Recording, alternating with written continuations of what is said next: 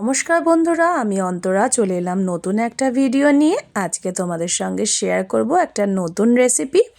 তো চলো দেখে নেওয়া যাক আজকে কি তোমাদের সঙ্গে শেয়ার করব। আজকে রান্না করব ফিশ ফ্রাই। ফিশ ফ্রাই কম বেশি সকলেরই খুব ভালো লাগে, বাচ্চা থেকে বয়স্ক সবারই খুব পছন্দের একটা রান্না। তো চলো আমি কিভাবে তৈরি করি সেটাই তোমাদের কাছে তুলে ধরি। তো ফিশ ফ্রাই বানাতে নিয়ে নিয়েছি ভেটকি মাছের ফিলে, ভালো করে ধুয়ে জল ঝরিয়ে নিয়েছি। এদিকে নিয়ে নিয়েছি 4টে বড় সাইজের পেঁয়াজ, 8-10টা কাঁচা লঙ্কা, নিয়ে নিয়েছি 13-14টা রসুনের কোয়া, 1 ইঞ্চি মতো আদা আর কিছু ধনেপাতা। তো এই সমস্ত উপকরণ আমি কিন্তু মিক্সার গ্রাইন্ডারে পেস্ট করে নেব। পেস্ট করে নেওয়া হয়ে গেছে। আর এদিকে মাছের ফিলেগুলো কিন্তু আমি কোনো রকমের লবণ ইউজ করিনি, এটা কিন্তু ভালো করে ধুয়ে জল ঝরিয়েই নেওয়া আছে। লাগছে বেড ক্রাম তো লাগবেই, আর সাথে লাগছে ডিম। নিয়ে নিয়েছি মিহিদানা সিমুই, অল্প কিছু, খুব বেশির দরকার নেই, ওই হাফ কাপের একটু কম হলেই চলবে। আর এদিকে নিয়ে নিয়েছি কাসুন্দি আর স্বাদ মতো লবণ, আর 2 টেবিল স্পুনের মতো কর্নফ্লাওয়ার, 2 টেবিল স্পুনের মতো রয়েছে লেবুর রস। এদিকে কিন্তু মিশ্রণটা নিয়ে নেওয়ার পরে এখন আমি মাছের সাথে কিন্তু ম্যারিনেট করব। তো চলো কিভাবে আমি ম্যারিনেট করি সেটা তোমাদেরকে দেখিয়ে দিই। তোমরা কিভাবে ফিশ ফ্রাই রান্না করো কমেন্টে জানাতে ভুলো না। আর পুরো ভিডিওটি দেখার অনুরোধ রইল। ভিডিওটি যদি ভালো লাগে লাইক কমেন্ট শেয়ার করে দিতে একেবারেই ভুলো না। তো চলো দেখে নেওয়া যাক কীভাবে আমি মাছটা ম্যারিনেট করি। তো ম্যারিনেট করতে আমি প্রথমে যে মিশ্রণটা তৈরি করেছিলাম, পেঁয়াজ, ধনেপাতা, কাঁচা লঙ্কা, আদা আর রসুন দিয়ে, তো সেই মিশ্রণটা একটা থালায় নিয়ে নিয়েছি। এখানে 2 টেবিল স্পুনের মতো দিয়ে দিচ্ছি সাদা তেল। তোমরা যেই তেলে রান্না করো, সাদা যে তেলে রান্না করো সেই তেলই এখানে ইউজ করবে। আর এদিকে দিয়ে দিচ্ছি 2 টেবিল স্পুনের মতো যে পাতিলেবুর রসটা ছিল ওটা এখানে অ্যাড করে দিলাম পুরোটাই। অ্যাড করে দেওয়ার পরে আমি কিছু মশলা এখানে অ্যাড করব, যেমন নিয়ে নিচ্ছি হাফ টেবিল স্পুনের মতো গরম মশলার গুঁড়ো। গরম মশলার গুঁড়ো আর দেওয়ার পরে ভালো করে নাড়িয়ে নিয়ে আমি এখানে দেব স্বাদ মতো লবণ, স্বাদ মতো চিনি। লবণটা তোমরা একটু পরিমাণটা ঠিকভাবে দেবে, কেননা মাছে কিন্তু আমি কোনো রকমের লবণ এখানে অ্যাড করিনি, তাই তোমরা কিন্তু লবণটা একটু বুঝে দেবে। আর এখানে আরেকটা জিনিসও অ্যাড করব, হাফ টেবিল স্পুনেরও একটু কম গোলমরিচের গুঁড়ো।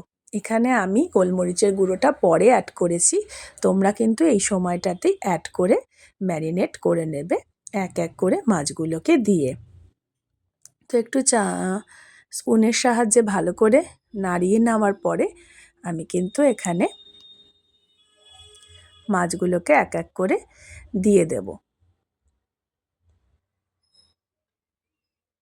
আর ম্যারিনেশনের জন্য কিন্তু 1 থেকে 2 ঘন্টা সময় রাখবে, কেননা মিনিমাম 1 ঘন্টা তোমাদেরকে রাখতেই হবে। 2 ঘন্টা রাখতে পারলে খুবই ভালো হয়, তবে হাতে যদি সময় কম থাকে 1 ঘন্টার জন্য কিন্তু এইভাবে মাখিয়ে তুমি ফ্রিজে তোমরা আগে ঢুকিয়ে রাখবে।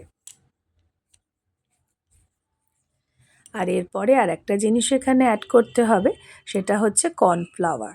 এখানে 2 টেবিল স্পুনের মতো কর্নফ্লাওয়ার তোমরা এই পর্যায়ে কিন্তু অ্যাড করে দেবে।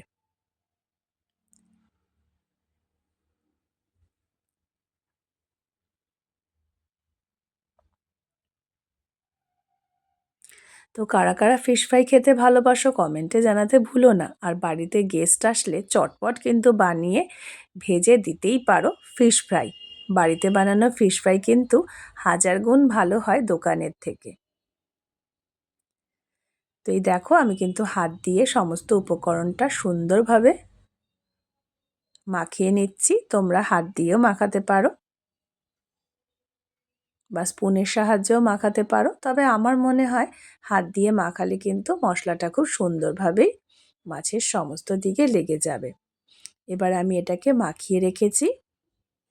আর এদিকে নিয়ে নিয়েছি ডিম। 3টে ডিম ফাটিয়ে নিয়ে তার মধ্যে দিয়ে দিয়েছি স্বাদ মতো লবণ, আর হাফ টেবিল চামচেরও অনেক কম গোলমরিচের গুঁড়ো একটুখানি দিয়ে আমি ডিমটাকে ভালো করে ফেটিয়ে নিচ্ছি। একটা হুইস্কের সাহায্যে তোমরা ফেটিয়ে নিতে পারো। এইভাবে ফেটিয়ে নিয়ে এবার মাছগুলোকে কিন্তু আমরা এক এক করে কোটিং করে নেব। এদিকে কর্নফ্লাওয়ারটা আমি কিন্তু দিয়ে নিচ্ছি, দিয়ে ভালো করে মাখিয়ে আমি এটাকে 2 ঘন্টার জন্য ফ্রিজে ঢেকে রেখে দেব। আর এদিকে আমার এখন মাছ যেহেতু কোটিং করতে হবে, নিয়ে নিয়েছি 2টো প্লেটে ব্রেড ক্রাম্ব। একটার মধ্যে আমি সিমুইটা দিলাম আর একটার মধ্যে আমি সিমুইটা অ্যাড করলাম না, প্লেনই রাখলাম। আর ব্রেড ক্রাম্বের মধ্যে কিন্তু একটু স্বাদ মতো লবণ আর একটু হলুদ দিলে ভালো হয়, অবশ্যই তোমরা সেটা দিও। আর এদিকে ফ্রিজ থেকে মাছটা নামানোর পরে এখানে আমি দিয়ে নিলাম একটু কাসুন্দি। কাসুন্দিটা দিলে কিন্তু স্বাদটা অসাধারণ আসে, যেহেতু কাসুন্দিতে সর্ষে থাকে তাই। এইবার দেখো মাছগুলোকে আমি প্রথমে ডিমের মধ্যে একটু চুবিয়ে নিয়ে প্লেন যে ব্রেড ক্রাম্বটা রয়েছে সেটার মধ্যে একবার কোটিং করে নিলাম এইভাবে। তোমরাও ঠিক এইভাবে কোটিং করে নেবে। তারপরে আরেকবার ডিমে কিন্তু ডিপ করে নেওয়ার পরে এবার ফাইনাল কোটিংয়ের জন্য যেটার মধ্যে সিমুইয়ে রয়েছে সেইটার মধ্যে ফাইনাল কোটিংটা আমি করে নেব। তোমরাও এইভাবে কোটিংটা করে নেবে, খুব বেশি মোটা কোটিং করবে না, তাহলে খেতে কিন্তু অতটা ভালো লাগে না। হালকা পাতলা যতটা কোটিং করবে ততটা কিন্তু খেতে সুন্দর হবে। আর এই যে সিমুইটা দিয়েছি তার জন্য এটা দেখতেও খুব ভালো লাগবে, খেতেও খুব ক্রাঞ্চি হবে কিন্তু। শীতকালে বলো বন্ধুরা, এই জাতীয় খাবার খেতে কিন্তু খুবই ভালো লাগে। সেই কারণেই আমি কিন্তু আজকের রেসিপিটা তোমাদের সাথে শেয়ার করছি। তোমাদের কেমন লাগলো জানাতে কিন্তু অবশ্যই ভুলো না। আর বাড়িতে বানিয়ে অবশ্যই খেয়ে জানিও কেমন হয়েছে খেতে। তো এইভাবে আমি এক এক করে সমস্ত মাছের কোটিং এভাবেই করে আমি কিন্তু এটাকে রেখে দিচ্ছি। এরপরে আমি কড়াইতে তেল গরম করে সবগুলো মাছকে কিন্তু ভেজে নেব, যে কটা আমার প্রয়োজন। আর এইভাবে তোমরা করে কিন্তু স্টোর করে রেখে দিতেই পারো, পরেও তোমরা ভেজে খেতেই পারো, কোনো সমস্যা নেই। আমি তো রেখে দেই একবারে করে।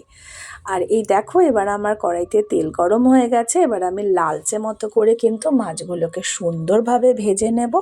আর এইভাবে কিন্তু তোমরাও ভেজে নেবে। তো দেখো এইভাবে সুন্দরভাবে ভেজে নিচ্ছি আস্তে আস্তে করে, ওলট পালট করে।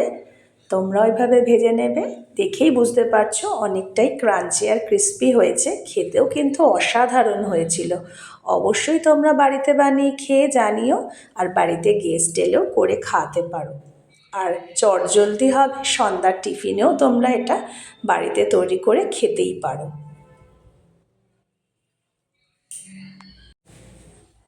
এই দেখো আমার একটা কিন্তু ভাজা কমপ্লিট। এইভাবে আমি বাকি মাছগুলোকেও সুন্দরভাবে ভেজে নেব। আর এরপরে আমি স্যালাড আর কাসুন্দি দিয়ে ফিশ ফ্রাই কিন্তু পরিবেশন করব।